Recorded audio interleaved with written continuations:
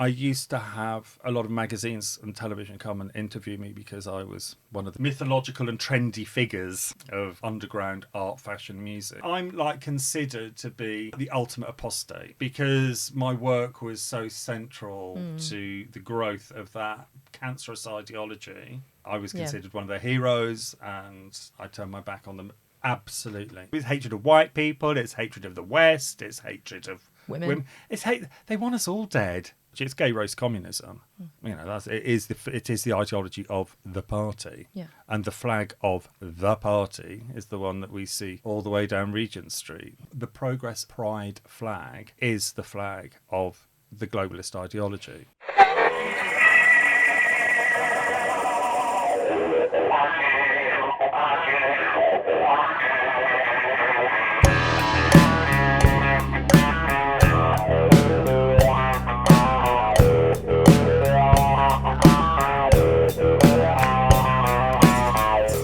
Hello and welcome to the Resistance GB podcast. My name is Emma Dunwell and today I'm joined by AV artist and impresario Matthew Glamorre.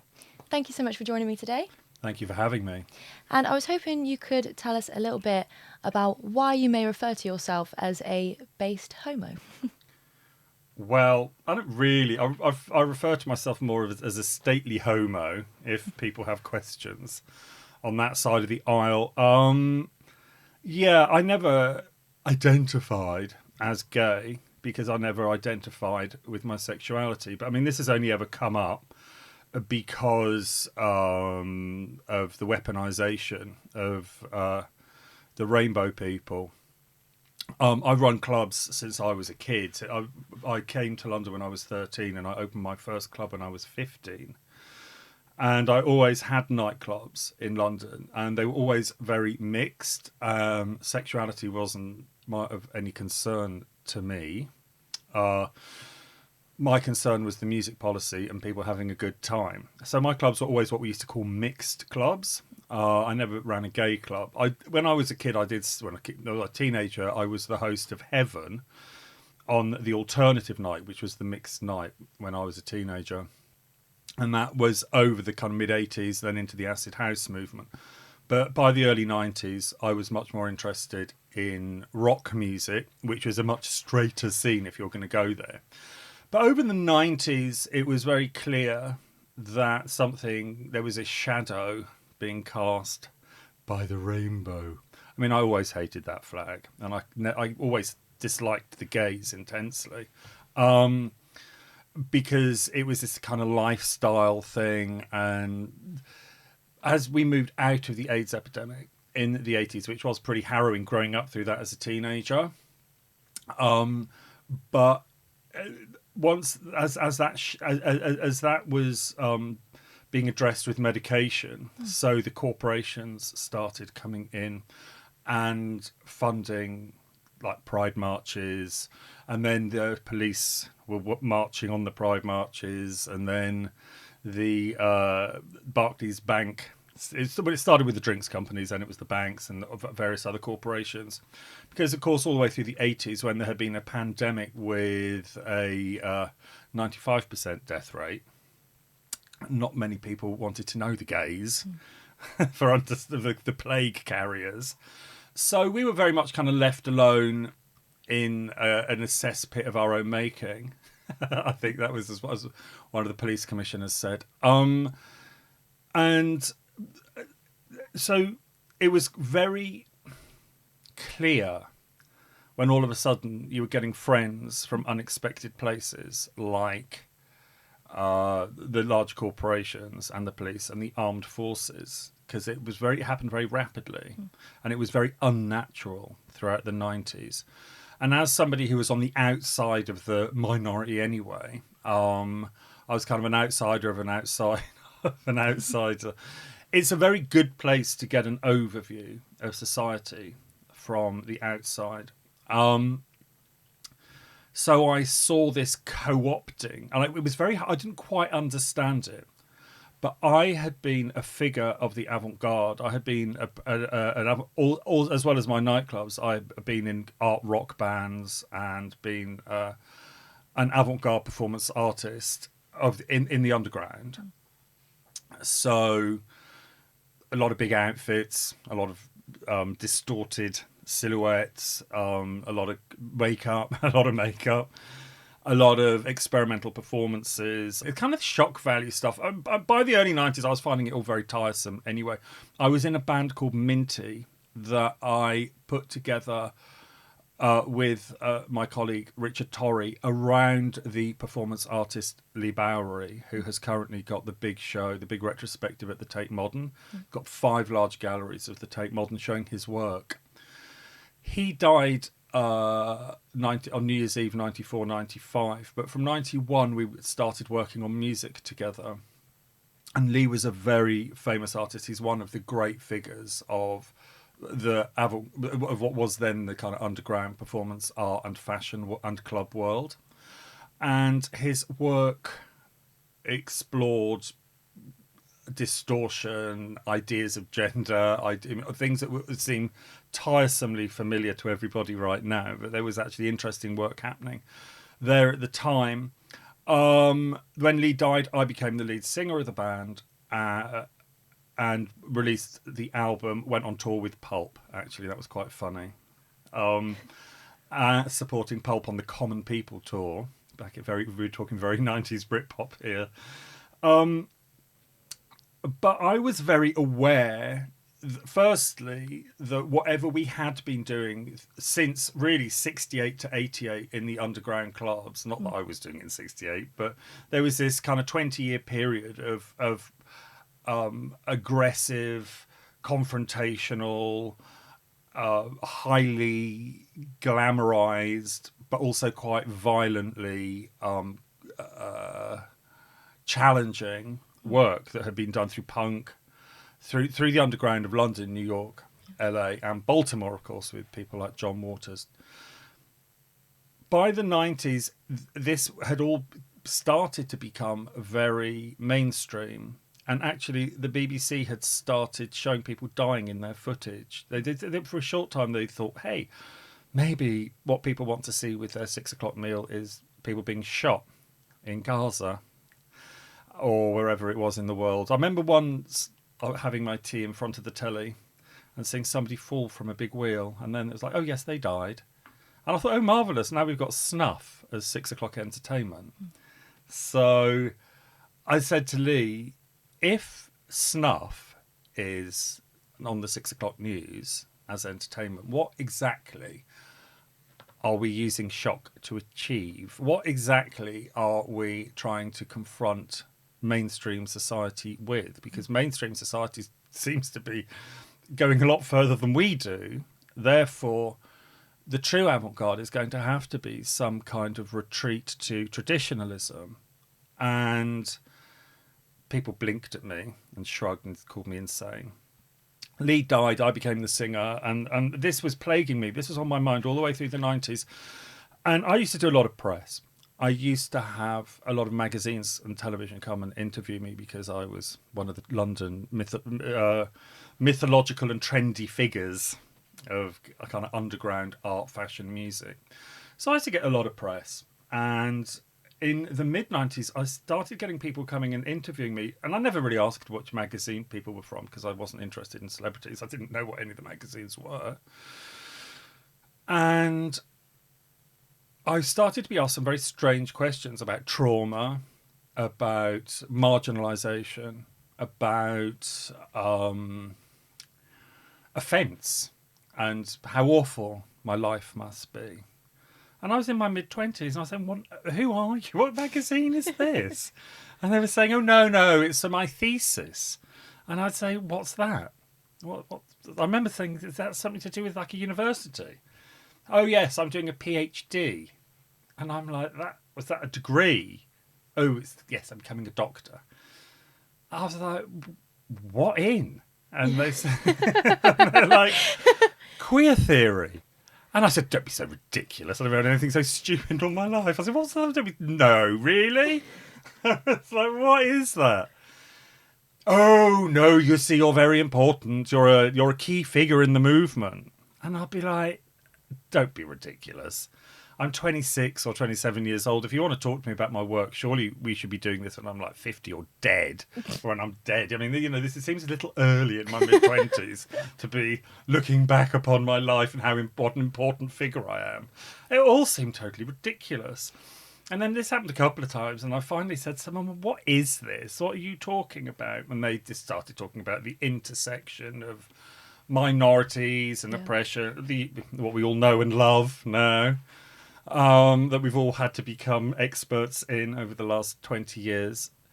And I just laughed them. I told them to get out of my house. I've never heard anything so ridiculous in my entire life. I've spent my entire life going to nightclubs, hanging out with pop stars, getting drunk, recording, producing music and art.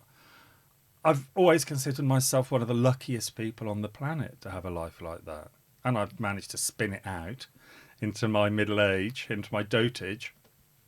And I still consider myself to be one of the absolute most fortunate people on the planet. I've spent a lifetime exploring and experimenting and creating.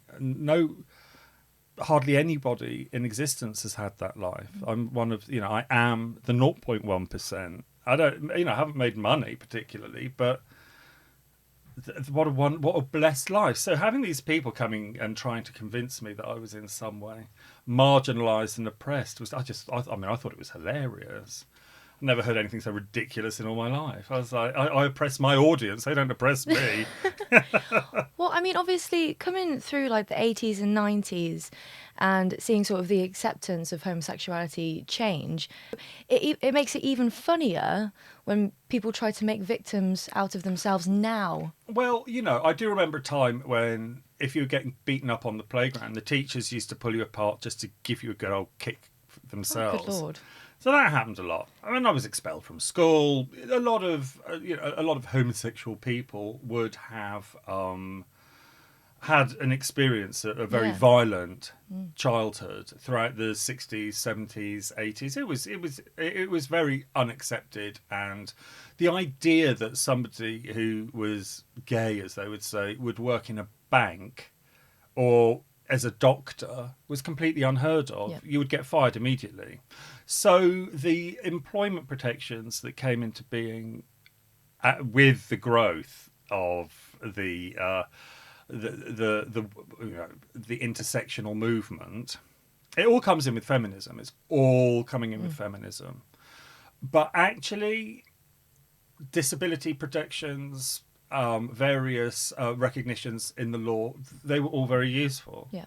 But of course, it went way too far. But it doesn't go too far until it's intentionally weaponized. So although these kooks were in the colleges with their queer theory and this, most people just thought it was totally ridiculous. Yeah.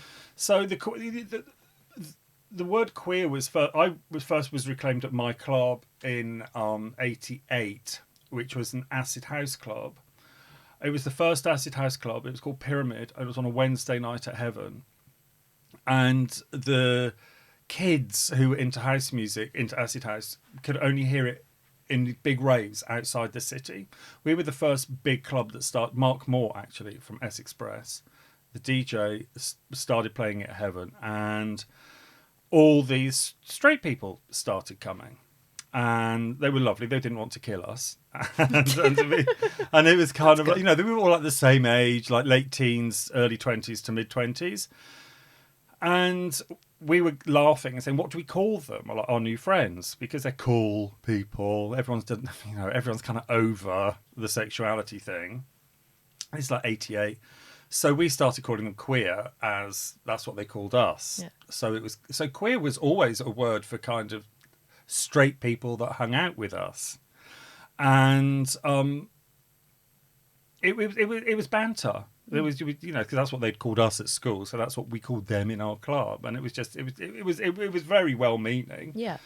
And it wasn't until 1991 that it becomes a term for. There was an anti-gay movement in the early 90s, which was a homo civil war. So you had all the kids, the post-punk kids that had grown up through the AIDS stuff in the 80s and were very angry because the rich and famous gays had all buggered off. Yeah. So all the, all of the pop stars, film stars, successful people had recoiled and fled for the hills, leaving a load of young people kind of mopping up a plague of their peers. So seeing kids who are like 18, 19 years old with dementia in the clubs because there was nowhere for them to go, and it was a horrific time. But it was also people had to come together to support each other. But by the early 90s, there was a fury. So the queer thing actually begins as a civil war inside the gay community. There was actually a bit of a community then because people had to muck in together to support one another. But there was two movements. In London, there was the queer movement, and in Manchester, it was called Homo Cult. And they were kind of punky. It's like Crass, if you know the punk band Crass. It's kind of anarcho. It looked and felt and sounded like a black bloc movement, but it actually wasn't. People kind of just stumbled across it, this kind of attitude and this language. But it was very anti the rainbow flag. It was very anti the old ideas of gayness. It was very much about breaking down the barriers, and everyone could just be sexual. And we didn't need any labels. It was an anti-label movement, just freedom from the tyranny of the rainbow. And so it was interesting that started as when it first started for straight people. Then once it became for the kind of gays, it was during the Civil War, and actually Gandalf was instrumental. Yes, Ian McKellen kicked it off in a big way. He triggered everyone. How so? So he was. I was going to say he was crowned. He was knighted. Crown Queen McKellen. He was knighted as Sir Ian McKellen, and the nascent kind of rebels wanted him to turn it down, to decline it, because of the way that the state and the system had around medication, protests around medication.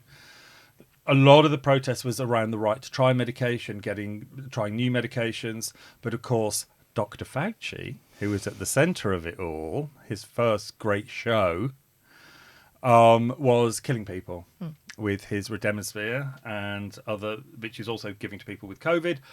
There was a lot of politics around the medication.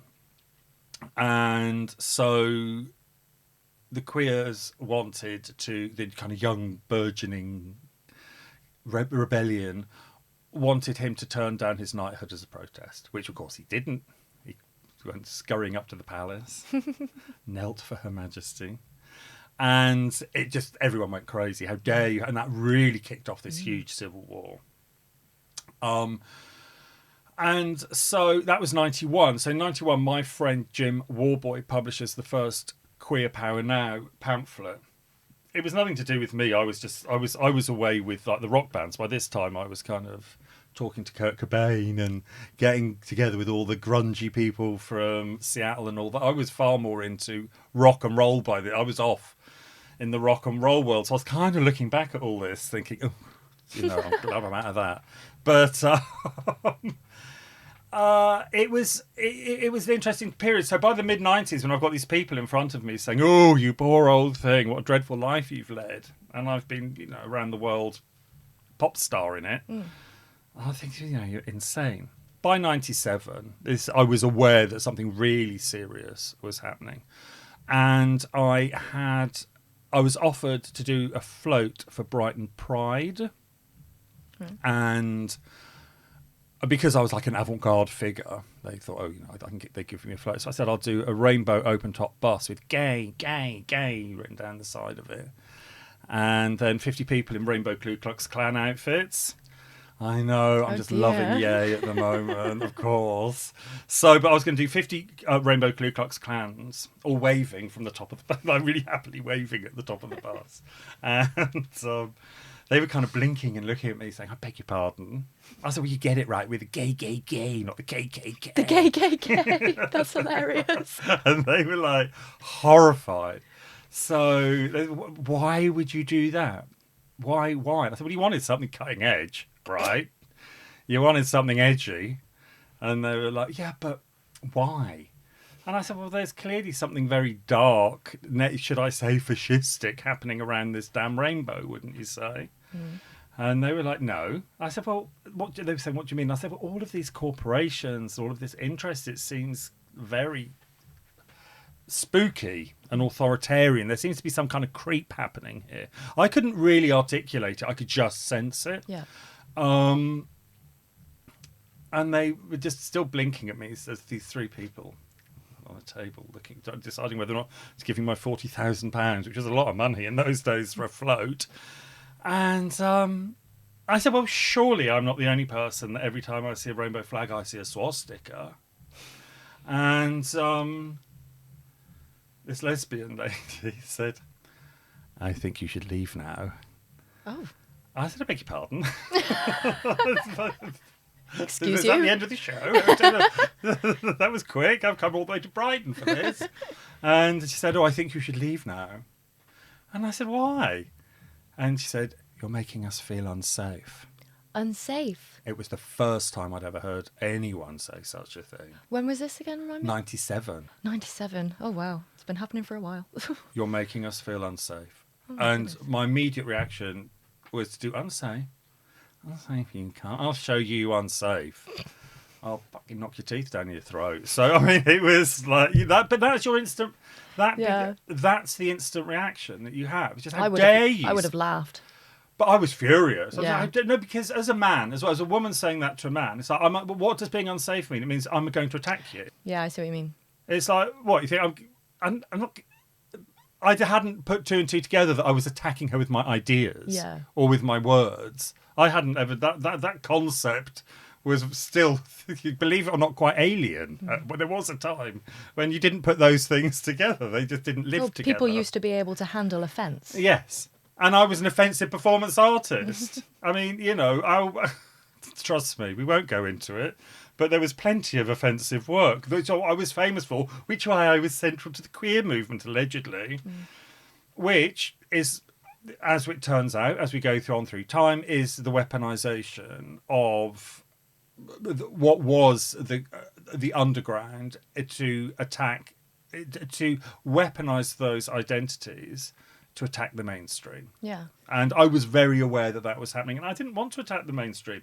As far as I was concerned, I was one of the circus people, and we were in Clown World, and Clown World has a very important place in society, and it's the fairground, it's the circus. We are the underbelly of society, the dark side, the Dadaist, the surrealist, the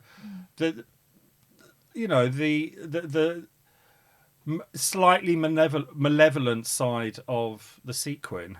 And that's always existed. It's very English as well. There's a very English tradition of that. The pantomime starts as this kind of grotesque satire.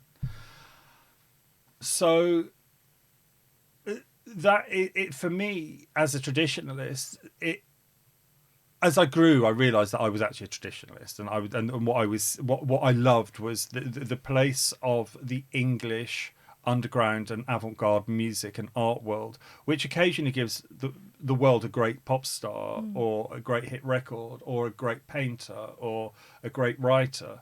We have wonderful artists that come out of this underground. But it's supposed to be the underground. It's called the underground for a reason. Well, yeah, I mean, do you see a correlation between kind of the old sort of punk club scene, the homosexual movement, and like kind of anti-establishment homosexuality was just a part. The sexuality thing was just a part of that movement. There were so many other things. There's fashion, art, music. I mean, the sexuality side of it was just because it kind of lives in the shadows, and that's where But it all just kind of it's all people who hang out together. It's friends. Yeah. All these movements are just groups of friends, and so you have homos as just part of the gang, and transes, but what we would call transsexuals. This whole transgender is very different to transsexual. Yeah, I wanted to know your opinions on that, because obviously now we have transgender, we have non-binary, we have gender fluid. Oh, it's all a load of nonsense. I'd love to talk about that, because it used to be. I mean, you talk about that you like to push the boundaries, which you do fantastically. Yeah. But pushing the boundaries what used to be the boundaries is now the norm.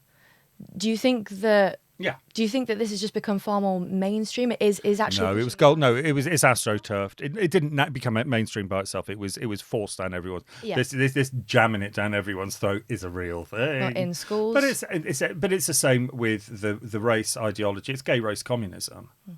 You know, it is the ideology of the party. Yeah. And the flag of the party is the one that we see all the way down Regent Street. You know, the Progress Pride flag is the flag of the globalist ideology. With the job market feeling more uncertain than ever, would you know what to do if something went wrong at work? Maybe a disciplinary hearing, a grievance, or a redundancy. Most of us wouldn't, which is why it truly pays to be with a good union. Workers of England is an independent trade union which doesn't affiliate with any political party. All Workers of England union reps work for the union, making them independent from your employer so they can put you at the front of everything they do. With advice, legal representation and success, Workers of England is like a true union should be. Join the thousands of members already with the Workers of England. For more info, visit workersofengland.co.uk.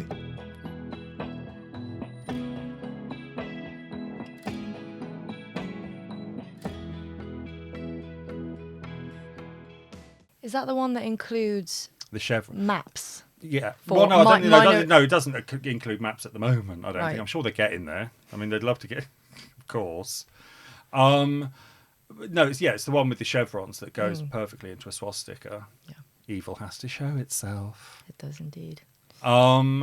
So yeah, that's all that old load of old nonsense. It's just designed to drive people bonkers. It's just commie claptrap that's designed to drive people crazy and make everyone kill each other. Well, it's definitely working. Yeah, I mean, it's designed. They've done a great job at it. I mean, you know, one almost thinks, oh, I'd rather have a job with you who was actually running it, because at least you really are. You're doing a fantastic job. It's been very successful. At driving people completely bonkers. I would rather not drive people bonkers. The idea of art and music is to actually heal people, even though back in the day it was through kind of shock and horror. The idea was to make people better, it's healing, not worse. expression, It was, enjoyment. the idea. So I don't really want to join the bugger. Well, I could have done. I fled from them. So the transsexuals were a small group, very tiny group of people that would be around, and we considered them these kind of like unicorn magical figures. So even though I was like a disco freak in the 80s with big hunch on my back and painting my teeth green and big black nostrils and kind of scabs all over my face or whatever it was, I wouldn't have if I'd said I'm trans to like a transsexual, they'd have just punched me straight in the face. They'd kick me down the stairs. You wouldn't dream of it.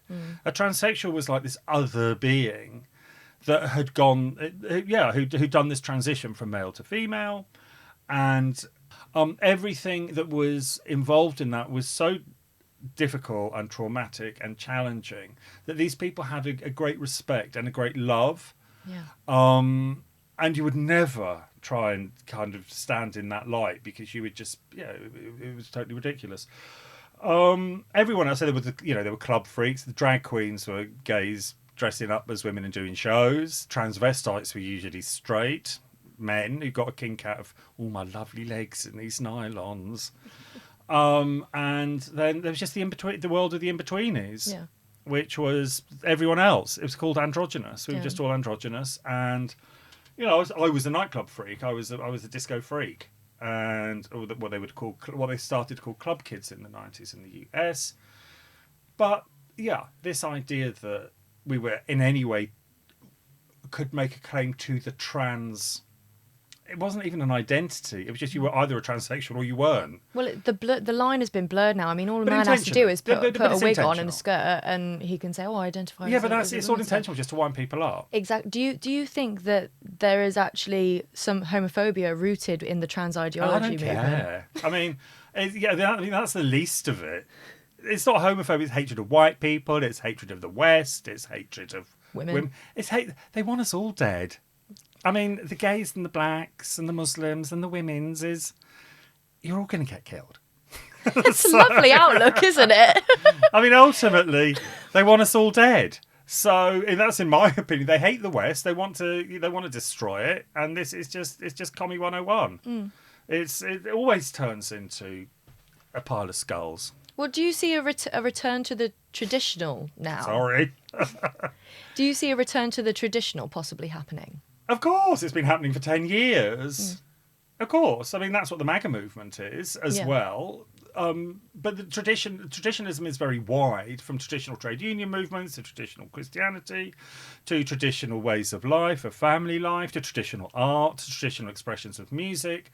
Yeah, I mean, this movement's has been gathering pace since, before Brexit. 2012, 2013 was when it really began to be noticeable. In fact, in 2008, 2009, it began as a resurgent folk movement. Right. In both, there was the bluegrass movement in America, and in Britain there was a resurgence of English folk, and it very much begins there. But a lot of those traditional folk musicians then had panic attacks because, the song of the land, whose land? Not my land, it must be yours, because I have to give it away. So they have, it's been growing very slowly. I mean, I thought it was going to be much quicker. It is hugely. It's been much faster in America. You go, the traditionalist movement in America is Trump. Yeah. You said at the beginning of the podcast that you've never really identified yourself as gay, put the label on it. Do you think that there's a large population of the gay community who refuse to lump themselves in with the LGBT plus? Because they're aware that it's commie claptrap. Yeah. It's all just commie claptrap. I mean, all of it is just nonsense. Who would want to be a part of that? I mean, first, it's really unfashionable. Yeah. It's so naff. I mean, those people look with their nose set with their septum piercings and their coloured hair. I mean, they look bad. It's a bad look. It doesn't look good. It doesn't look good. No. What we were doing was so extreme. If you saw pictures of what Lee looked like, what we looked like as club kids, and then going, people were stylish, and that calls, you can't beat real style. Yeah. It calls to people. And, the kids in their suits, those kind of slightly autistic boys with their thick glasses and their suits being kind of uncomfortable at kind of 19 to 21.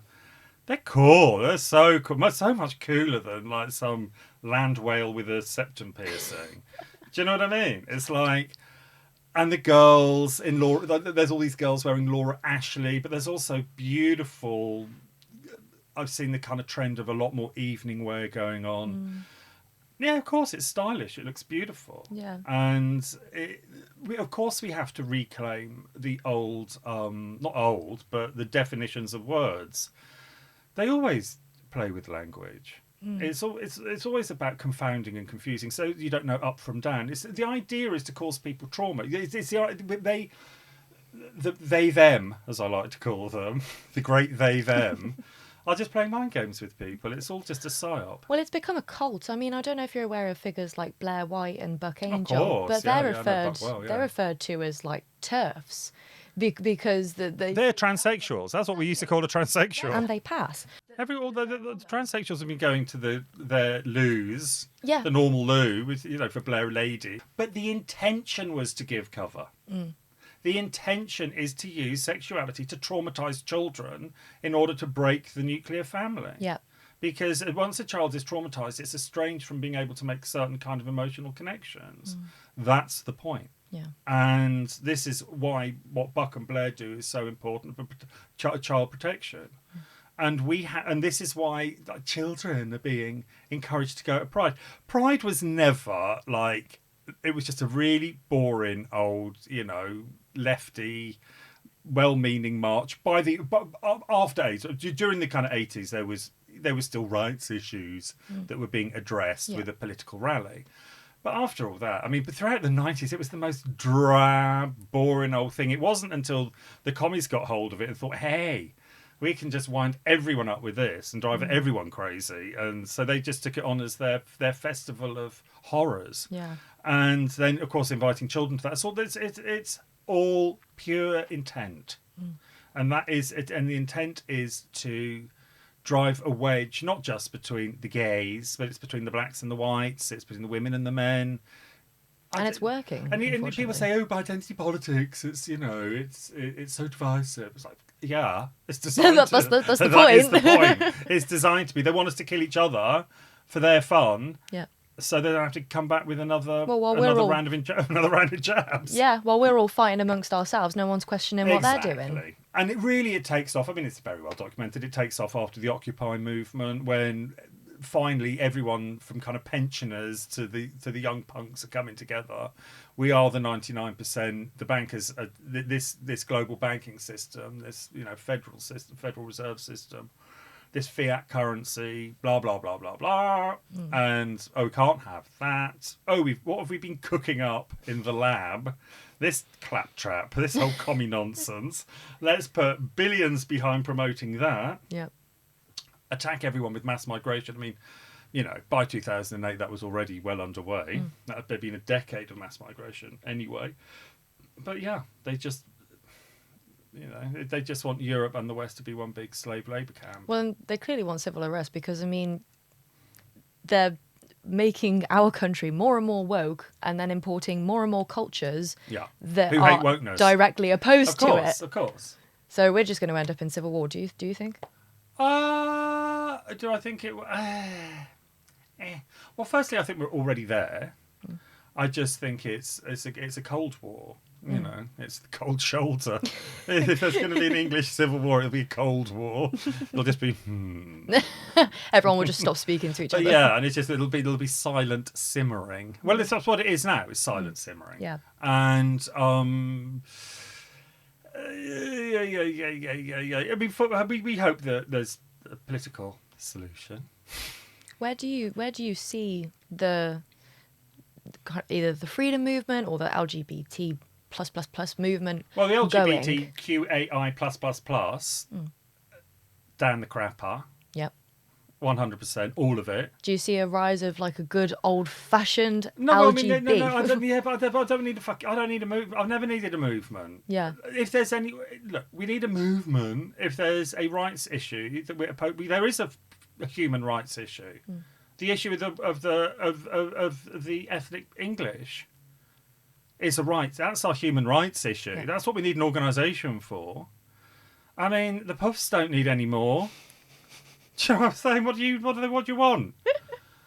Well, we know what they want. They want everyone to wonderful pufters, wonderful trannies, wonderful lesbians. Well, actually, no. The lesbians have been thrown under the bus. The gays go in the same way, really. I mean, you always end up on the pyre. Yeah. Look what Mao did to the Red Army. They always treat their foot soldiers the same way. Kaboom. So, yeah. We do need an organisation for a rights movement, and that's with the ethnic English. So what have you been doing recently? Recently, so I retired really for 20 years up until 2015, 2016. And I was a music producer. I'm making my own audio-visual work. I do kind of multi-screen projection kind of happenings, and I'm a composer, and I write my own music. But then I was dragged out of retirement to start doing parties and because some of the kids said to me, "Oh, you used to run." Actually, it's interesting. It was over lockdown. Some of the kids that went on the march, some of the traditionalist or dissident right kids that I know, said, "Oh, you used to run parties." I said, "Yeah." And they said, "Oh, we went to a party in South London." I said, "You went?" That was brave. Very brave of you. And they said, I said, "Where?" "Oh, they said it was in a squat." They're still in their tweed blazers. It was in a squat. I'm like, "You went to a squat party in South London?" I said, "Oh, fantastic. Good for you. To enjoy yourselves." And they're like, "Oh yes, it was great fun." I said, "Brilliant, good. And who was there? Like squat punks?" And they're like, "Yeah." I said, "Where did you?" "Oh, we met them all on the anti-lockdown march." So I said, oh, that makes sense. Okay, cool. Maybe so. They said, could you throw a party so we can invite them to our party? Aww. I was, of course. I'd be That's an so honour. sweet. I said it'd be an honour for me to do that. So I started my club, a club called the Cathedral, which we did occasional parties over the last 3 or 4 years and happenings and events. And it's very much members of the old left, members of the new right. It's very much about pulling people who believe in freedom, really, together. And there are differences between people's worldviews and politics and outlooks, but the differences are much less than the similarities. And I'm finding more and more people from what we would consider the old Tony Benn left, the old... I mean, people say there's no such thing as a libertarian left. I mean, I'm kind of inclined to agree. But everybody kind of identified as being a lefty growing up because it was in opposition to what was seen as the constrictive conservatives. Well, yeah, I mean, when I was in high school, I identified as left because I thought that if you were right, you were homophobic, racist. That's kind of things that I used to associate with, or everyone my age did, and that's not that all the anymore. best things in life. And, but yeah, exactly. So it's so a lot of people still cling on to this. Oh, I have to be a lefty because if I'm on the right, I'm evil, and that's going to take a generation to move through. I would like to see a time where we rise beyond the left and right dichotomy. It's just too useful as a shorthand at the moment. It doesn't matter how many times you say, "Hey, everyone, I got a great idea. Let's all rise above this left and right thing." It's like, well, just it's too easy to beat. It's just too handy a stick. Yeah. To beat the other side with. And but it's a shame, I would like to get beyond, because I think we all, in order to really start making progress towards putting our Western world back together, to even start beginning the cleaning of the wound before it can start to heal, I think we're going to need all hands on deck. Yeah. We are going to need all hands on deck, and it's not enough for the kind of NRXs or the kind of the trad cats and the ethno nats and all that gang. I love them. There's a place for everybody, even if they don't believe there's a place for me. I don't need validation to know the value that others bring to the future. We all need to get onto the the tug of war rope. Yeah. We're going to need everyone on the rope. So, it's very fractious. We're going through a fractious time, but I think it's important that we have. It's like Nigel and Rupert Lowe, and everyone's going, "Oh my God, we don't have time. We don't have time to have. We should have been. But then we should have started this fight 10 years ago." It's okay that people say to me at meeting, "You old puff, what are you doing here? You shouldn't be here." I get it. My people have been weaponized against you to try and destroy your world. I would expect you to behave like that. The same with blacks, based blacks. Oh, I don't believe in BLM, diddly diddly dee.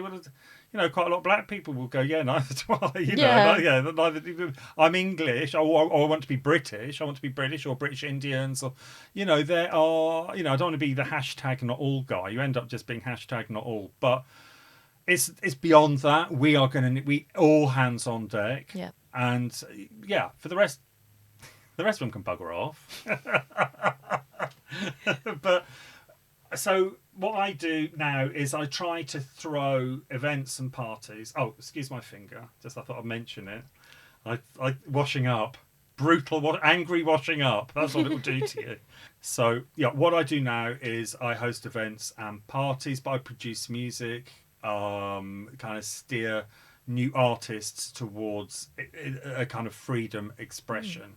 Amazing. The expression of the freedom movement. So where would people be able to find you or your work online, or be able to find events happening at the Cathedral? Okay, so I really don't have much of a... I was cancelled completely. My cancellation took 20 years. My Wikipedia went everything. So I was disappeared by they, them disappeared me. But it's actually, I was going to pay someone to do it, and they did it for free, so I'm quite grateful. So, you know how you think, oh, I want, you know, my digital footprint You scrubbed. manifested it. I did, I manifested it, and they did it for free. So thank you for that, oh great overlords. If you're out there somewhere. Yeah, you did me a big favour there, because I was going to pay. Anyway, so... I've been completely cancelled. So, but I had the Cathedral. There's a Cathedral on YouTube. YouTube have throttled it. Anything I'm like considered to be like the ultimate apostate, because my work was so central to the growth of that cancerous ideology. I am considered the reason that I'm so cancelled is because I am loathed and detested. Because I turned my back, you know, I was considered one of their heroes, and I turned my back on them absolutely. So, the Cathedral. There's a Cathedral YouTube. Is it the Cathedral Studio? No, it's just called the Cathedral. It is the Cathedral YouTube. You have to go at the Cathedral to find the channel. It's kind of a lot of ambient music. It's on Spotify as well. You can find it on Spotify. So if you actually search one of our tracks, like the Cathedral Submersion, you'll actually find it on Spotify. That's one of the track names. And then you have to keep your eye open. There's an X. There's the Cathedral on X. It's like a triangle logo. You can find us there. And that's where I'll be announcing the get-togethers. And so there's going to be a get-together soon. We're having a very big get-together soon at a pub in King's Cross. So we're going to have a disco. So, keep your ears to the ground. Find us, follow us, and I will... When there's a show or a club or a party happening, I do put it out on those networks. Brilliant. Well, thank you so much for coming and talking to me today. It was lovely to meet you. And you. Thank you very much, Emma.